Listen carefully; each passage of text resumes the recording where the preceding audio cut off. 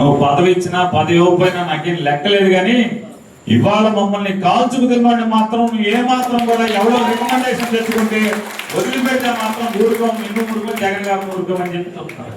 మాకేం వాటాలు వద్దు, గవర్నమెంట్ లో మాకేం పదవులు వద్దు.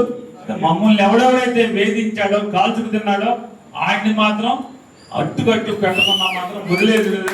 దానికి మీరు మాట్లాడాలని చెప్పి చెప్తారు.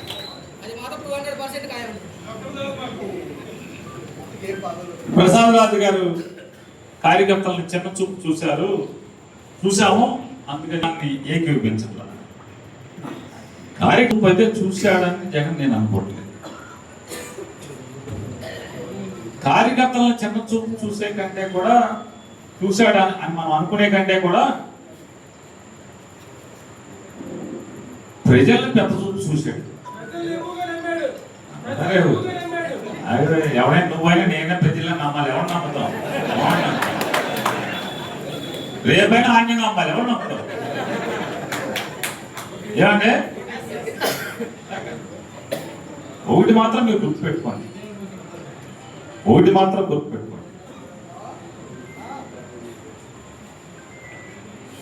డబ్బుతో మనుషుల్ని కొనలేమనేది మాత్రం గుర్తుపెట్టుకోండి.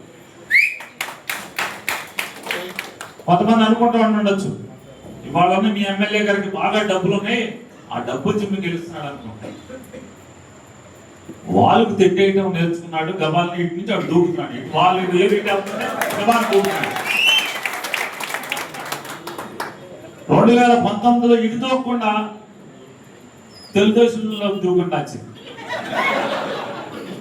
దూకుంటే డబ్బు పనిచేసినా డబ్బు పెట్టి కొనేవాడా? మా అమ్మ కొనలేదండి. ఎవరు అమ్మ? ఎవరు? ఏ అమ్మా?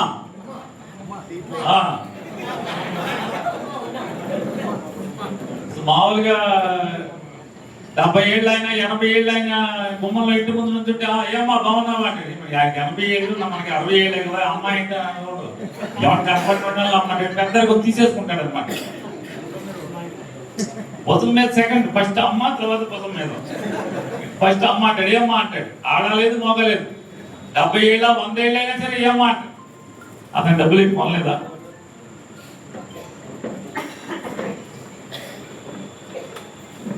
నువ్వు వాడంటే నేను ఇస్తా అంటే ఇదే పక్కన అపార్ట్మెంట్లు ఉంటాయి, ఈ పక్కన క్వారీలు ఉంటాయి, క్రషర్లు ఉంటాయి. ఏ ఊరది? దొనపంట కాదు, రోడ్డు పక్కన అపార్ట్మెంట్లు ఉంటాయి కదా.